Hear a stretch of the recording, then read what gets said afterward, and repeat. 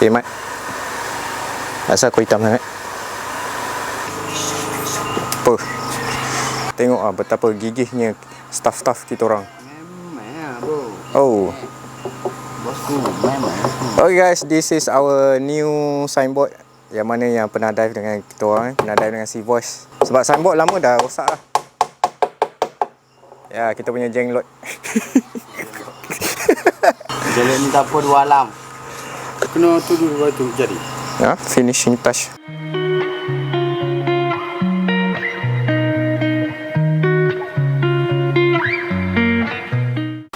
Hey guys, welcome back to my video. Kepada yang first time tengok muka ni, nama aku Nick, and kepada dah lama subscribe, terima kasih banyak-banyak. Last time yang aku upload video tu pasal yang night dive lah. Macam, yelah ada orang komen so buat video night dive, so aku buat satu.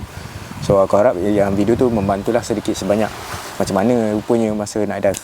So sekarang ni kita dalam bulan puasa kan. Ada yang macam, dia bukan macam mempertikaikan lah, tapi benda ni dah lama bermain dalam fikiran ramai lah. And yang mana tak berapa nak clear lagi hukum hakam tentang menyelam atau aktiviti air masa diving. So dalam video ni aku nak sembang pasal dua aspek lah. Satu aspek pasal hukum hakam, satu lagi aspek pasal dari segi macam mana kita nak dive ketika dalam keadaan berpuasa. Okay, first of all, dia macam ni. Dia atas niat tau. Kalau kita diving atas sebab bekerja, dia tak sama macam kita sesaja pergi diving. Lain di mana kau bekerja untuk cari rezeki.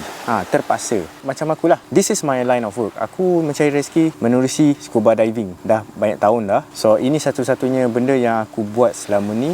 And what I did best. And kalau nak bercakap tentang soal hukum hakam yang betul-betul detail, kat dalam description korang bacalah betul-betul kat bawah. And then aku akan sertakan sekali link yang akan pergi dekat orang yang buat artikel tu. Itu soal pasal hukum hakam lah. Aku tak boleh nak detail sangat tau pasal benda ni, sebab aku rasa ada lagi orang yang lagi expert yang boleh explain pasal ni. Tapi aku just copy paste lah description. Dalam description korang boleh bacalah artikel tu. Aktiviti berenang ni dia sama macam hukum mandi masa tengah puasa. Dia di mana dia hukum dia harus. So setakat itu je lah yang aku boleh bagi tahu pasal aktiviti air masa diving.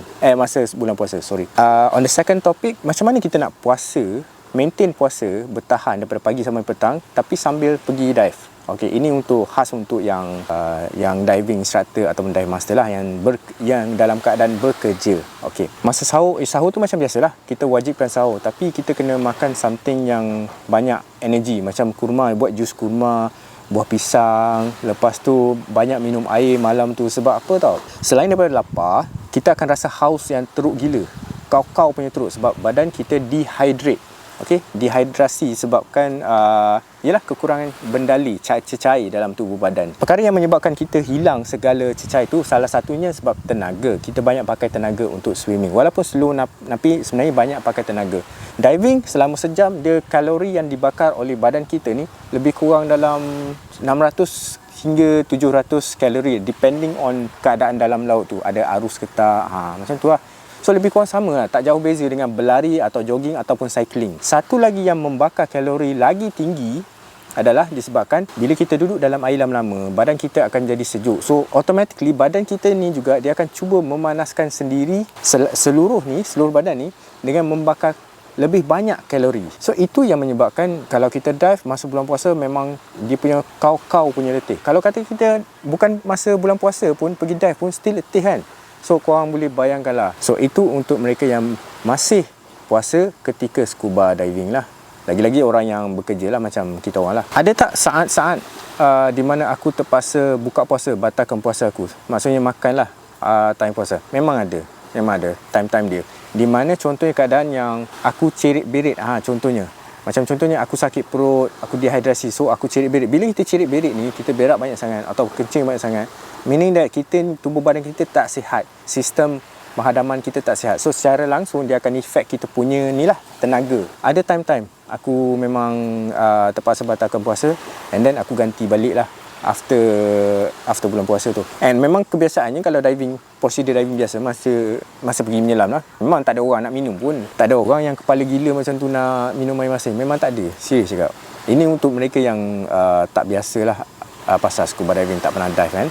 Okay, this is sekadar information lah. Itu je lah yang aku boleh rumuskan untuk video ni lah. Dia selalunya dia jatuh kepada harus. Dia ada makruh dia, tapi kalau korang ada masa bacalah yang artikel yang aku yang keratan artikel yang aku copy paste dalam description tu. And satu lagi, cara kita nak bertahan dengan puasa kita masa diving. Ada cara dia, cara pemakanan dia. Memang sejujurnya kalau kita turun sekali dive tu, dia tak ada rasa penat sangat tau. And kalau boleh tidur lah in between the dive tu. Ambil masa jap tidur sejam ke sejam setengah ke kalau boleh, untuk bagi badan kita relax sikit. Jangan buat kerja yang berat sangat lah masa dive tu. Just nice and easy. And sebab kenapa aku stay datang walaupun aku tahu aku akan penat nanti, sebabnya yelah, aku cari rezeki.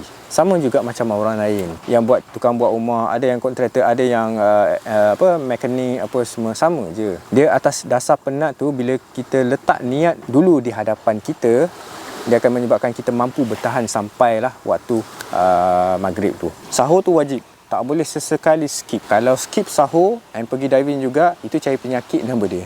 Sebab apa? Badan kita dah terlampau kering, dehydrate. At the end of the day, dia bergantung pada niat. Macam aku bagi tahu tadi lah, ini antara kita dengan Tuhan. Cari duit bukan kata nak bermewah ke apa semua, just nak jelah atas dasar kelangsungan hidup. Okay guys, memang jengki sangat setup ni. Aku duduk atas kursi atas pasir, dah lah singit, lampu sebiji.